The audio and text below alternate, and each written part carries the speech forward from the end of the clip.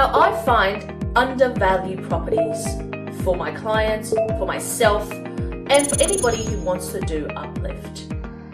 So let's say your tenant can't pay $300 a square meter. They're going to move out. You're going to want new tenants. Now, you might have a really big property. Now, the property might be really suited for this current tenant that's there, but the area has changed, so the tenant will have to move out.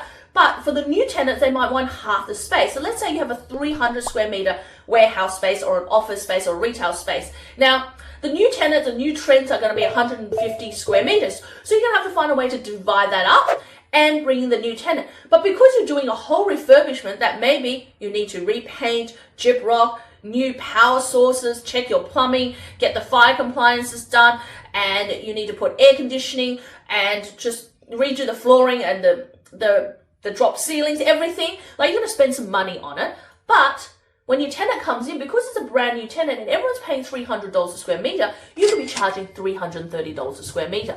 Because, again, when an area gentrifies, all the rents are going up over time, and when you have a brand new refurbished premise, you can now charge slightly higher, and typically that's 10 or 15% higher. And people still want to come in because it's a brand new refurbished premise that suits the demand of the area. So that's one of the things that's really important when you're looking at uplift, is how much you can go from this current tenant to the next tenant. Because let's face it, who cares if your tenant leaves if the next tenant is going to pay you more rent?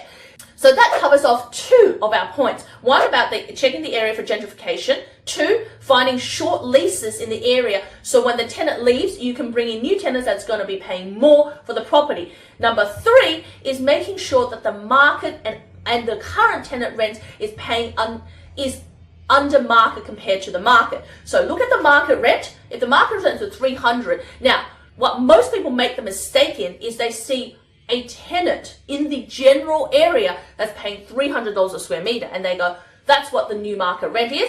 My tenant's paying $200 a square meter, so they're paying under market rent. No, that's where most people get it wrong. What you need to do is go and research 10, 12, 15 tenants that are in different industries, looking at different types of rents, as in, is medical rent paying $600 a square meter, because medical always pay above the market? Is government rent paying $400 a square meter because they pay a little bit above the market? Is typical rent by, let's say, a vet tenant, a cafe, let's say martial arts studio or a dance studio, $300 a square meter? You need to find the comparisons of all of these rents so you get an understanding of where the scale of rents go. Then you need to look back at your tenants and compare that tenant to other like tenants that's a little bit further out in the area. So they're saying, oh, this current tenant might be, let's say, there might be a mechanic, but there might be a mechanic that serves buses. Let's say a mechanic that serves buses and they're paying $200 a square meter. All right, maybe 10 kilometers away in other suburbs, other bus companies are paying $200 a square meter, or $220 a square meter, or $150 a square meter. What you're trying to define is that they're paying truly under market rent, or are they paying market rent comparison to what everybody else is happening in the market? So the reason you want to do that is because you want to get a true clarity of the range of rents you could charge for different tenants. You want to know that this tenant is definitely paying under market rent, so that they don't come back to you when you come to rent negotiations and goes, actually, you know what? My uncle, my father's brother and son is also running a bus business, and they're paying $200 a square meter or $180 a square meter, and then next suburb out, right? You need to make sure you have some evidence, right? That comes from due diligence and a lot of research. And that's why when you do an uplift project, we help our clients really hands-on to find that research, because that research is fundamental to making it successful and getting a 20 to 40% uplift, right? So once you've defined that rent definition is really key to you understanding and making it work. And if that metrics doesn't work, you're going to have to dump it and look at another property again, right? In the ratio how to find an uplift property, in reality, we might look at 100 properties and one of them will fit.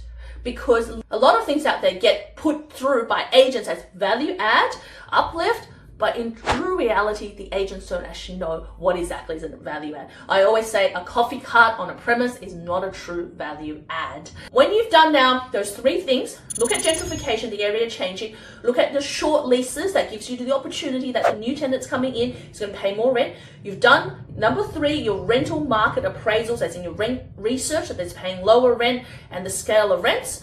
Now you're ready to define what the value of that property is. Once you've got those three elements defined, you can go ahead and be certain that when you do the deal, you are going to get the uplift. Now you make your offer, you go and do your further due diligence on the building, on other tenants that might be suitable for your property, and you're ready to go, right? Now, I'm going to share with you this example of what it is. So this property here is in Woolloongabba. Now, Woolloongabba is 3 km from Brisbane CBD. And Woolloongabba is also part of the Olympic precinct. Now, part of the Olympic precinct means that later on, there's going to be more influx of people. There's going to be a shoot up in terms of the demand and the rents that's come up in the next 7 to 9 years as the Olympic approaches. Now, one of the key things I really love about this property is that it is a freestanding corner block. Now, that is a residential term. Whether it is a corner block or not, it doesn't really matter.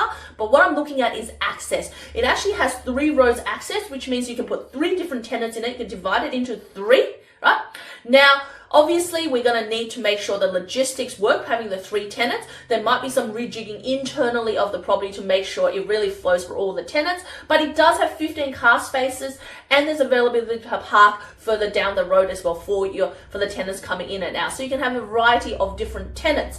The other thing I really like about it is that it's not affected by flood, and which means it opens itself up to a huge range of different kinds of tenants that would go in.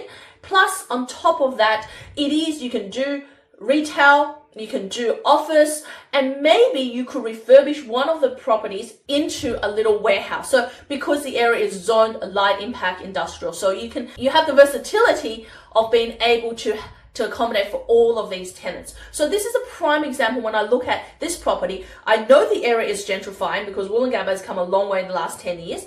I know that at the moment it's tenanted, but the leases will be coming up in the next 2 years. I know that at the moment the tenant is paying a certain level of rent, and I'm still going to do my research on what they could go up to in rent and what kind of refurbishment this property needs to be able to bring the tenants up to the next level of rent. So this property, when I look at it, just simply as an overall big picture, it fits about 80% of what I'm looking for. Now, it may be out of your price range because to buy this property, we're probably looking at a 3 mil plus to just look at buying this property. So we need to do the metrics and work out if the yield or the returns on the property after we do all the full refurbishment is going to stack up. And now that's what I'm going to do further research.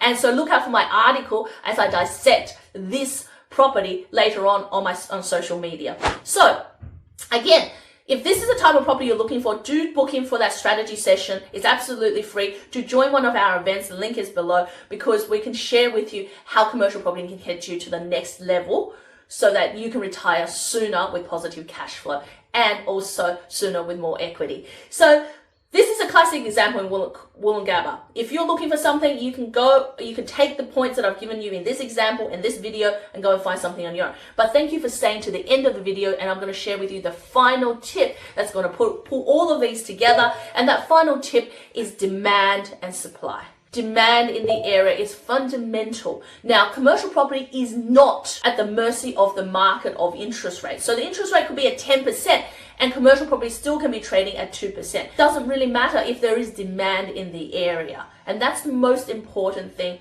that will pull all of your theories together and all of your concepts together to find a property is the demand. You got to look at, is there demand for this type of property? So let's say the area is all industrial and you're the first office space and retail. You're going to struggle finding a tenant. Doesn't mean you won't be, but you're going to know that that rent is not going to crank up to its maximum level, potentially for another 3 or 5 years until the area changes more into that office and retail.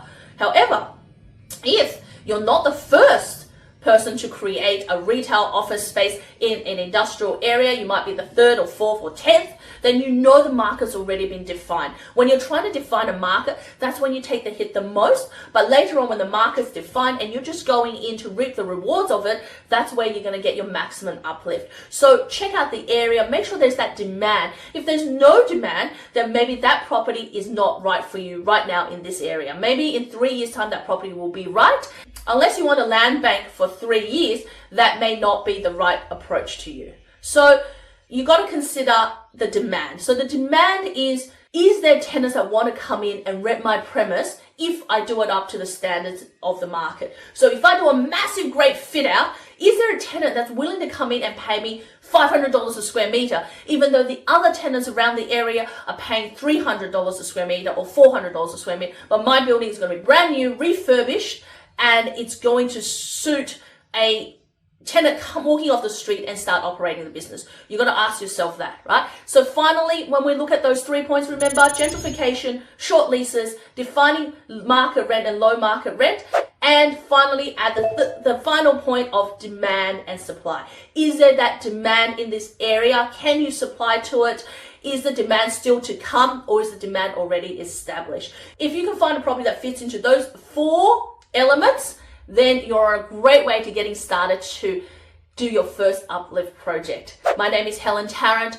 I help everyday Australians become wealthy and retire sooner through commercial property. Click the link below to book in for that free strategy call. I hope you enjoyed this video. Comment, do share with me what you're thinking about uplifts and how you can get ahead in the commercial or any property space. Until next time, keep hunting, keep looking for that property, and make sure you subscribe, hit the bell, and pass this on to all of you who want to retire sooner. Thank you very much, and I'll see you in the next video. Bye for now.